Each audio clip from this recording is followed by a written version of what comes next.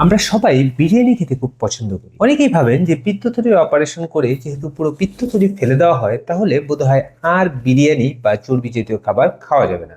আসলে এই ধারণাটি কি পুরোপুরি সঠিক? না, এই ধারণাটি পুরোপুরি সঠিক না। পিত্তথলি অপারেশন করার পরেও আপনি আগের মতোই বিরিয়ানি বা চর্বি জাতীয় খাবার খেতে পারবেন।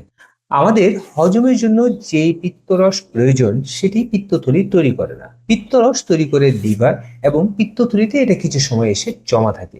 অপারেশনের মাধ্যমে পুরো পিত্তথলি যদি আমরা ফেলেও দিই তাতে আপনার খাবারের হজমের কোনোই সমস্যা হয় না, কারণ লিভার আগের মতোই পিত্তরস তৈরি করে এবং এই পিত্তরসগুলো পিত্তনালীর মাধ্যমে খাদ্যনালীতে এসে আগের মতোই খাবার হজম করে।